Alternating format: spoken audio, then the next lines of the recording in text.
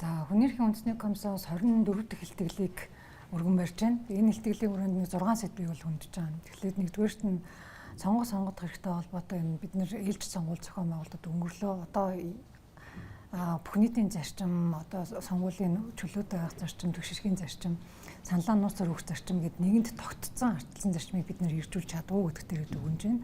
Хоёр дахь хэсэг бол өмгөөлөгч болон сэтгүүлчдийн эрх зүйн байдал буюу хүний эрх хамгаалагч хувьдаа энэ хоёр онцлог мэргэжилтэй хүмүүсийн эрсдэл аюулгүй байдал ямар байгаа вэ гэдгийг танилцуулсан. Гурав дахь нь бол технологи ба хүний эрхийн асуудал байгаа. Дөрөв дэх нь цахим технологи ашиглан үйлдвэрлэж байгаа гендер суурилсан хүчирхийллийн асуудлыг бас авч үзэж дүгнсэн. Тэгээд түүнээс гадна хүүхдийн эрхийн ялангуяа бэлгийн хүчирхийллийн орхичлоод байгаа хүүхдийн эрхийн асуудлыг авч үзлээ. Эцэст нь бас шудраг шүгөө шүдэрлэгдэх байдал ямар байгаа вэ гэдгийг дүгнсэн.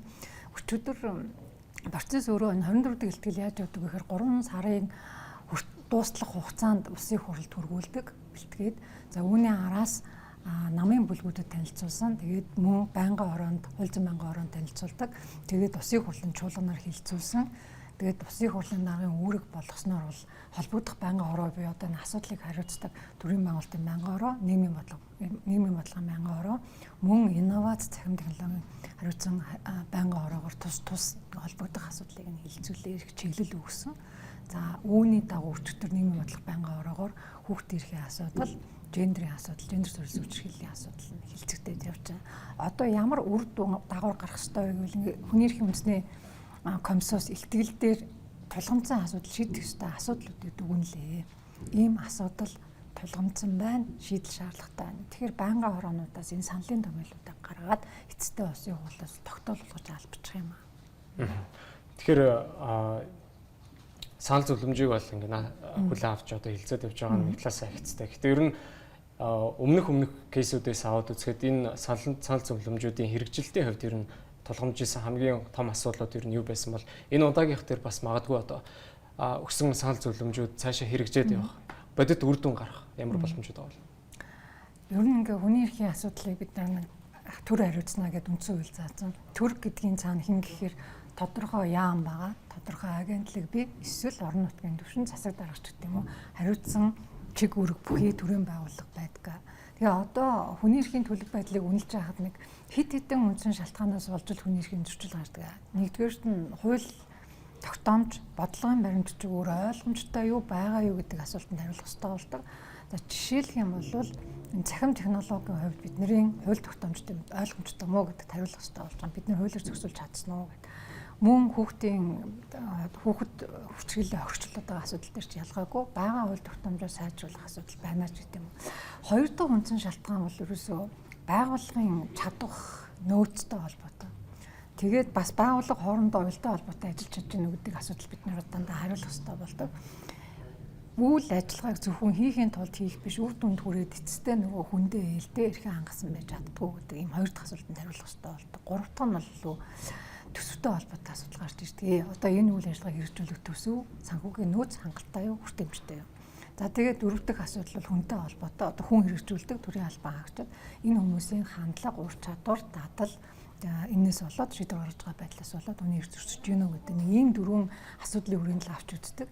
Таны асуултанд багцлаад хариулахад өмнөх жилүүдэд илтгэжсэн хүний эрхийн асуудлыг үнэхээр чухал байна гэдгийг нь авч үзээд хариу арга хэмжээ бол авсан. Яг 100% энэ асуудал шийдэгдсэн гэдэг бол жилийн дотор шийдэгдэхгүй асуудлууд байна. Жишээлбэл эрүүдэн шүүхийн эсрэг тэмцэх, эрүүл шүүлтээс ангид байх эрхийг хамгаалах энэ бол маш олон жил үргэлжиж явж иж ахиц үр дүн гарч байгаа ийм ажил байгаа даа. Ингээд ийм байдлаар ингэж үргэлжилдэг ажлууд байна. Хүүхдийн эрхийн асуудал.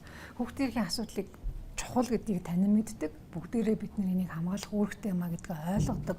Боловч яг үр дүн гарах талаасаа бол ингээд үе шаттай төлөвлөл явдаг. Шууд бид энийг үнэхээр ахицтай болчлоо гэж хэлж чадахгүй байгаа нэг юм асуудал.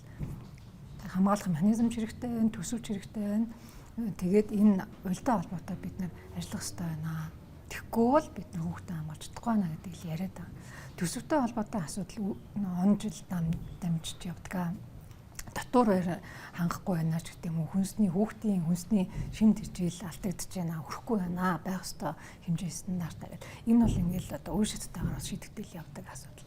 Тэгэхээр эхлээд бол энд ямар шалтгаан нөхцөл байгааг хүний эрхийн үндэсний комиссион оншилж байна. Хүний эрхийн зөрчил дээр юунаас болоод байгаа, яаж одоо залруулах боломжтой санал байгаа гэдгийг хувилбараа дэвшүүлж байна. Тэгээд үүний араас улсын хурал тогтоол гаргаад засгийн газар таалгаж байна. Тэгээ холбогдох байгууллага үйл ажиллагаа хийж байна. Гэхдээ жилийн дотор шийдэгдэж байгаа ч асуудал байна, үгүй ч асуудал байна. Тэр нь бол эцсийн үзгүй одоо хаягдчихад байгаа асуудлууд олон байна. Үргэлжилтийн үргэлжлэх шинжтэй. Дотор баригдаж чинь бид нар юу гэдэг одоо нэг ангид 50 хүүхэд суралцаад байгаа ч хүүхд төрхийн зөрчил мөн. Багш эрхийн ч зөрчил мөн. Хөдөлмөрлөх эрхийн. Тэгвэл энийг шийдэж гэж хэлэхээр нэг жилийн дотор шийдэгдсэн ингэж хариулж чадахгүй байгаа тань л да. Одоо сургуулийг бид нар байрж гин, төлөвлөж гин, тэ төсвийн хөрөнгө оруулалтыг бид нар хуваарлаа гэдэг үе шаттайгаар явж байна гэдэг юм. Ийм байдлаар үргэлжлэж байгаа асуудал байна.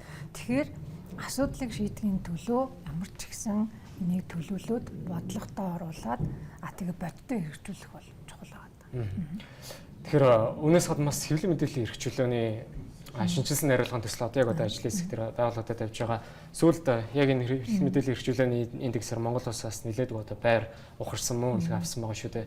Тэгэхээр магадгүй 24 дахь удаагийн тайландаа энэ чиглэлд бас ямар бодлогын зөвлөмжүүдийг хүргэсэн бол 22 дахь удаагийн илтгэл хэвлэл мэдээллийн эрхчлөөтэй холбоотой дүгнсэн. Тэгээд эцэст нь ер нь бол хуулиа шинээр гарах ёстой байна гэдгийг санал болгоод хуулийн төслийг авсаргаж бас илтгэлтэй оруулж исэн. Энэ удаагийн илтгэлд бол авч үзээгүй. Өмнөх 22 дахь илтгэлийн мөрөөр улсын хурлаас тогтоол гаргаад хэрвээ бид нар одоо хэвлэлийн эрхчлөлөг хангая гэвэл юун түрүү хуулиа өөрчлөх ёстой байна гэдгийг дүгнсэн учраас тэр чиглэлээр одоо тэрний мөрөөр л хэрэгжүүлэх үйл ажиллагаа үргэлжлээд улсын хурлд хэвлэл мэдээллийн эрхчлөөний тухай өргөн баригтай явж хэлцэгтэй. Тэгэхээр ер нь одоо хэвлэл мэдээлэл хүний эрх эрхчлөөний хувьд ингээд өгж байгаа санал зөвлөмжүүдийн хувьд сүүлийн жилүүдэд ямар өөрчлөлтүүд ер нь танд хамгийн ихээр анзаарагдаж ажиллагдсан бол яг нэг жишээ дурдах юм бол химэл оюуны хөгжил бас нэлээд хурдцтай хөгжснөөр бас яг энэ эрхчлөө хүний эрх талдагдах боломжтой шинэ эрсдлүүд одоо гарч ирсэн юм шиг санагдаж байна. Тэгэхээр тань дээр ямар байна? Захимжаал дижитал технологийн хөгжил, химэл оюун ухааны хөгжил биднээс ангид биш өдөр тутмын хэрэглээ, ажил амьдрал ахуйд нэвтэрхийн хэрээр хүний эрхийн зөрчил давхар үүсэх эрсдэл нэмэгдэж байна. Энийгээ бид нэр бүрэн тооцож чадж байна уу үгүй. Тийм болохоор зэрэгцэж бид нэр тооцох ирээдүйг харах хэрэгтэй байна. Өдөр тутам ингэж технологийн бүтээгдэхүүн бол үл хамааран нийгмийн одоо хөгжлийг хүлээхгүйгээр явж байхад дэвшиж байгаа учраас дахин ахиж явж байгаа учраас энэ дээр хүний эрхийг яавал зөрчихгүй байх вэ гэдэгт зэрэгцэж бодох хэрэгтэй болсон. Тэгээ хамгийн их илэрч байгаа үзэгдэл юу гэвэл нэр төр талдах. За илт худал мэдээлэл, говь усан мэдээлэл түгэх гэдэг энэ олон байдлаар энэ байдал илэрч байгаа. Тэгэд энэ дээр бол хариу арга хэмжээ авах ялангуяа хууль эрх зүйн орчны хувьд бид нар энэ дээр ямар хариу арга хэмжээ авах суурь зохицуулалт нэгдүгürt хэрэгтэй байна. Олон нийтэд ойлголт хандлага хэрэгтэй. Тэнцвэртэй байх хэрэгтэй. Хэвлэл мэдээлэлд ч хамаатай нөгөө тэнцвэртэй байдал нэг талаасаа ёс зүйн асуудал, нөгөө талаасаа хариуцлагын асуудал. Энэ тэгээд үзэл бодлоо чөлөөтэй илэрхийлэх орон зайг бид нар бас хамгаалах гэдэг энэ нэг орон зайн тэнцвэрийн хангах асуудалтай эхлээд хууль хэрэгтэй.